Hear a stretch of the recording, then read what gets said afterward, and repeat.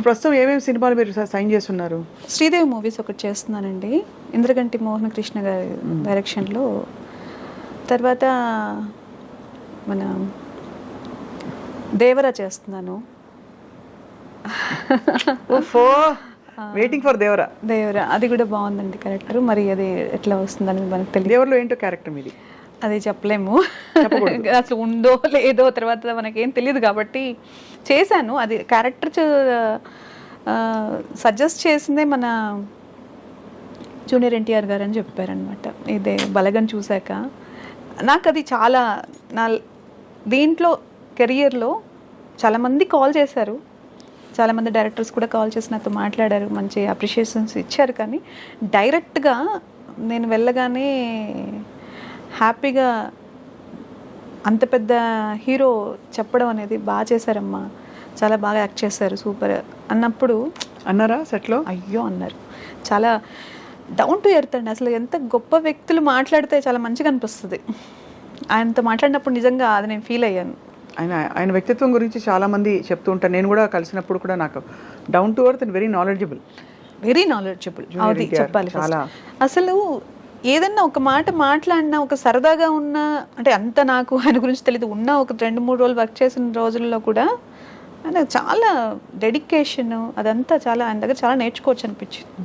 మీ favourite all time director? తప్పకుండా వీళ్ళతో కలిసి పనిచేయాలని అనుకునేవాళ్ళు. రాఘవేంద్రరావు గారు ఇప్పుడు తగ్గించారు, తీయట్లేదు సినిమాలు. మేమే అంటూ ఉంటాం, సార్ తీయండి సార్ సినిమా, మంచి సినిమా. జగదేక్ వీరుడు అతిలోక సుందరి పార్ట్ 2 తీయమని చెప్తుంటాం. రాఘవేంద్రరావు గారేనండి నిజంగా. నేను అప్పుడు బాగా ఇష్టపడే వాళ్ళలో నాకు రాఘవేంద్రరావు గారి సినిమాలు ఆయన ఇవే.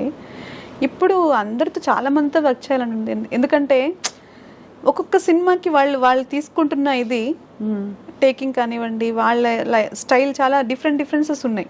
కరెక్ట్. కాబట్టి నాకు అందరితో వర్క్ చేయాలని ఉంటుంది. రాజమౌళి గారు నాకు అవకాశం వస్తే ఇంకా యూనివర్సల్ అసలు ఎవరికి ఉండదు చెప్పండి. అంతే. అది నేను ఏంటంటే నేను ఎక్కువ దేని గురించి ఆలోచించను. అవును, ఎందుకంటే నాకు డిసప్పాయింట్మెంట్ ఇష్టం లేదు. Correct, perfect. ఏది వస్తే అదే గ్రేట్ అనుకుని వెరీ గుడ్ దేవుడా దేవుడా దేవుడా అనుకుంటూ వెళ్ళిపోవడం బెస్ట్. అలా అందువల్ల నాకు ఇష్టం, అదొక కళ. ఇప్పుడు నేను నంది అవార్డు నాకు చాలా ఇష్టం అండి.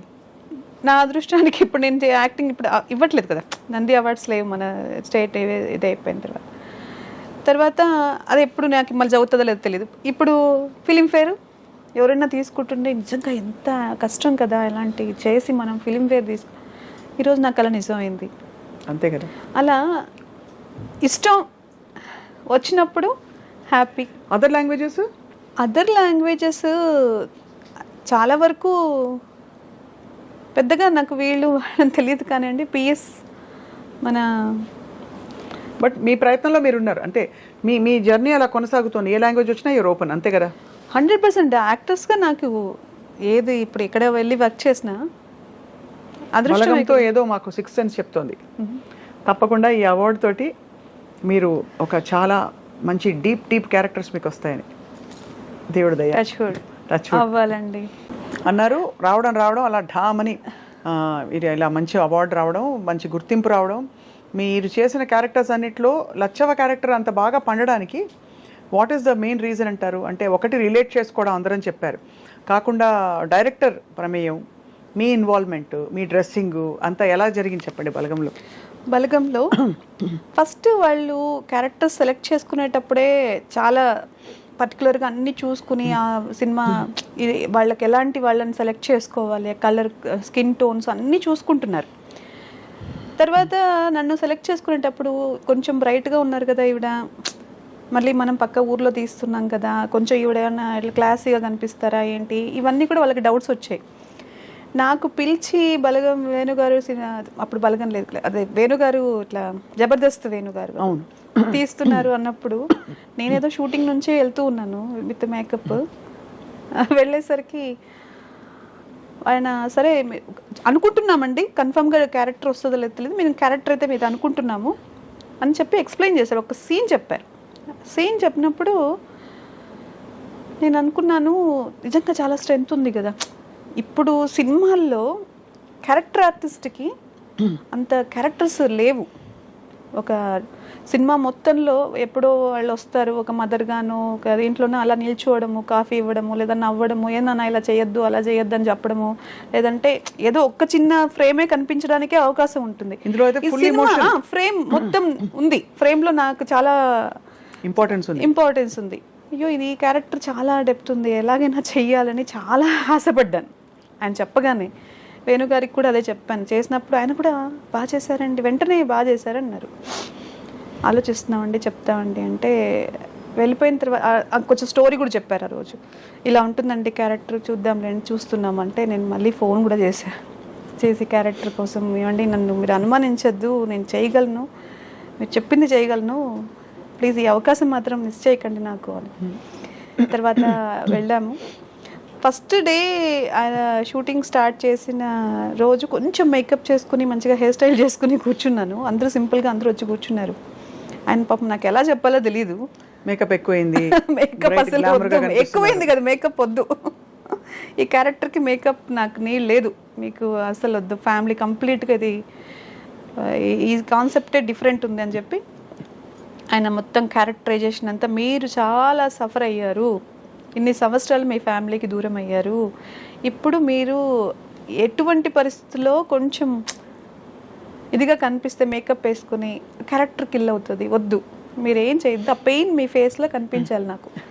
మీరేమో అక్కడ ఒకవైపు అందాలలో రాఘవేంద్రరావు గారి సినిమా చూసి డ్రెస్సింగ్ చేసుకోవాలని, ఇక్కడ కట్ చేస్తే అది ఇంతవరకు అయితే నాకు అంత మేకప్ చేసుకునేది ఇప్పుడు ఒక మూవీలో చేస్తున్నానండి, కొంచెం బాగా మేకప్ చేసుకుని బాగానే ఉంటుంది. అది కొంచెం అట్లా అనిపించింది, కానీ వెంటనే నాకేం డిసప్పాయింట్ ఏం లేదండి. ఆయన చెప్పింది నాకు అర్థమైంది. ఓకే, వెంటనే వెళ్ళి మేకప్ తీసేసి మొత్తం హెయిర్ స్టైల్ అంతా మార్చేసి వచ్చి కూర్చున్నాను.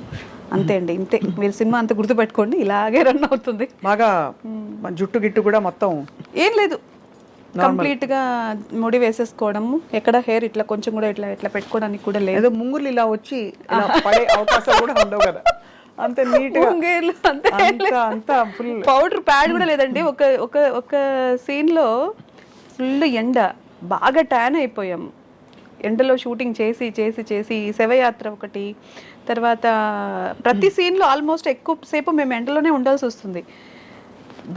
ట్యాన్ అయిపోయి బ్లాక్ అయిపోతుంది. ఇంకా వేరే షూటింగ్స్ కూడా ఉంటాయి కదా, నాకేంటంటే స్కిన్ పాడైపోతుందని ఒక చిన్న ఫీలింగ్ ఉండి, ఒక రోజు బాగా చెప్పినందుకు వేరే వాళ్ళు తెలుసుకుని డాక్టర్ దగ్గర ఇది తీసుకుని మేకప్, లేకపోతే ఫస్ట్ సన్ స్క్రీన్ వేసిన తర్వాత క్రీమ్ పెట్టుకుంటాం కదా, సన్ స్క్రీన్ లోషన్స్ పెట్టుకుని ఏదో క్రీమ్ పెట్టుకుంటే వెళ్ళగానే ఏదో మీ ఫేస్ షైన్ అవుతుందండి అన్నారు. నేను ఏం చేయలేదండి, ఓన్లీ సన్ స్క్రీన్ పెట్టుకున్నానంటే లేదు లేదు, ఇక అక్కడ చెమటకి సన్ స్క్రీన్ లోషన్ ఇలా గారుతుంది అనమాట. అదే అది కారి అది అలా, అది కూడా వద్దు, సన్ స్క్రీన్ లోషన్ కూడా మీరు పెట్టుకోవడానికి హక్కు లేదు ఈ సినిమాలో అన్నారు. Okay sir. అయితే మొత్తానికి అంటే బట్ అంత వర్కౌట్ అయింది కాబట్టి ఇవాళ మీకు అంత గుర్తింపు వచ్చింది ఈ క్యారెక్టర్తో కదా రూపలక్ష్మి గారు. అదైతే చాలా హ్యాపీ, ఎందుకంటే సినిమా మొత్తము ఆయన ఏం చెప్పారో, ఆయన ఏం అనుకున్నారో అది మా దగ్గర వర్క్ చేయండి. ఒక డైలాగ్ కొంచెం చెప్పచ్చు కదా మా కోసం. బాబు ఎంత పని చేసినావే, ఒక్కసారన్నా ఈ కూతురు నీకు యాదికి రాలేదనే అని ఆయన మీద పడి ఏడుస్తాను కదా. నాకు మీరు చెప్తుంటే నాకు ఏడుపు వచ్చేస్తుందండి బాబు. థ్యాంక్ యూ అండి.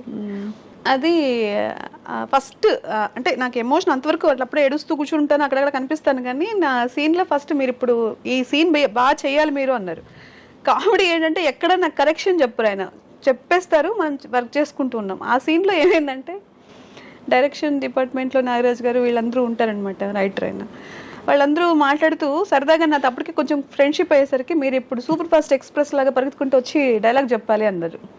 అంటే నేను ఎంత ఇన్వాల్వ్మెంట్ అయిపోయానంటే వాళ్ళు ఏం చెప్తే చేయడానికి రెడీగా ఉన్నాను. అక్కడ వర్క్ కార్ దిగి వస్తాం ఆ సీన్లో, నేను నిజంగా సూపర్ ఫాస్ట్ ఎక్స్ప్రెస్ లాగా పరిగెత్తుకుంటూ వెళ్ళాను.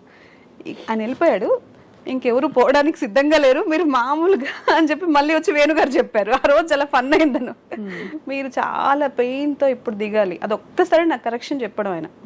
ఇంకెక్కడ కూడా నాకు అది కూడా మనకు వాళ్ళు చెప్పింది చేశాం, కానీ ప్రతి సీన్లో అంత కేర్ ముందుగానే చెప్పేవాళ్ళు. ఒకవేళ నేను మళ్ళీ నాకు డౌట్ వచ్చినా ఏం మొహమాటం లేకుండా అడిగేసేదాన్ని. ఓకే అండి, నేను ఇప్పుడు ఇక్కడ ఇంతకు ముందు ఫీల్ ఏం జరిగింది, ఇప్పుడు ఏ సీన్కి వెళ్తున్నాము, అదంతా క్లారిటీగా ఉండేవాళ్ళము. ఆయన కూడా అసలు ఏం విసుక్కోకుండా చాలా క్లారిటీగా ఉండేవాడు.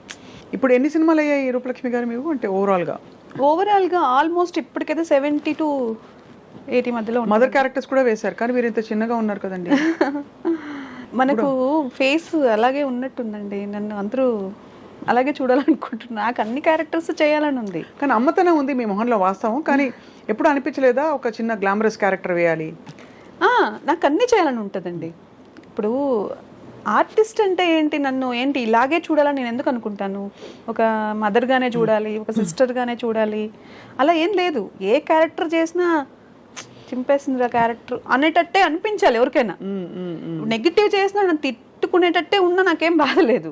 అక్కడ నన్ను చూడట్లేదు, వాళ్ళు నా క్యారెక్టర్ చూస్తున్నారు. కరెక్ట్ కదా, అంతే కదండి. గ్లామర్గా అంటే ఓకే, మనం గ్లామర్ కూడా గ్లామర్ మీన్స్ ఫేస్ ఎక్స్ప్రెషన్స్ అన్నీ ఉంటాయి కదా దాంట్లో కూడా. క్యారెక్టర్ చేయాలంటే మనం దానికి ఎంత ఇది ఉంటుంది, అది కష్టం నిజం చెప్పాలంటే. కరెక్ట్. ఇవన్నీ నేను ఇంట్లో నేను ఫీల్ అవుతున్నవే, ఇవన్నీ నేను చేస్తున్నవే, ఇలాంటి క్యారెక్టర్స్ అన్ని. ఇప్పుడు ఏడవడం అంటే నాకు తెలిసి నాకు ఎమోషన్ అనేది నాకు చాలా ఇష్టం. ఒక ప్రేమ, అభిమానాలు, ఆప్యాయతలు అనేటివి నా చిన్నప్పటి నుంచి నేను క్యారీ చేస్తున్న విషయాలు కాబట్టి నేను ఈజీగా చేయగలుగుతానేమో. ఒక నెగిటివ్ క్యారెక్టర్స్, ఈ నీలాంబరి చెప్పిందే నిజం అలాంటిదా? అంటే నెగిటివిటీ విత్ పాజిటివ్ టచ్. అంటే రమ్యకృష్ణ గారు కొంచెం కృష్ణ గారండి ఏం అందమండి. ఐ థింక్ అసలు నెగిటివ్ క్యారెక్టర్ చేసినా కూడా అంత అందంగా ఎవరు చేయలేరు. సో బహుశా మీకు అలాంటి క్యారెక్టర్స్ చేయాలని ఇష్టమా? ఖచ్చితంగా అన్ని క్యారెక్టర్స్ చేయాలండి. అసలు నాకు ఇన్స్పిరేషన్ ఆవిడ. రమ్యకృష్ణ గారు నాకు చాలా ఇష్టమైన ఆర్టిస్ట్. అందులో ఎన్ని క్యారెక్టర్స్ ఆవిడ పోషించారు అసలు. ఒక పాత సినిమాలు చూసుకుంటే లవ్వర్ అంటే లవ్వర్, భార్య అంటే భార్య, నెగిటివ్ చేస్తే నెగిటివ్, స్ట్రాంగ్ లేడీ అంటే స్ట్రాంగ్ లేడీ, అంతే. అలాంటి క్యారెక్టర్స్ చేశారు ఆవిడ. మీకు యాక్చువల్లీ వర్సటైల్ ఫేస్ ఉంది. అంటే మీరు అమ్మ క్యారెక్టర్ వేయచ్చు, వదిన క్యారెక్టర్ వేయచ్చు, నెగిటివ్ క్యారెక్టర్ వేయచ్చు, కొంచెం వ్యాంపిష్గా వేయచ్చు, ఇప్పుడు బలగంలో ఇలాంటి ఎమోషనల్ క్యారెక్టర్ లాగా వేయచ్చు. I think you're lucky that way.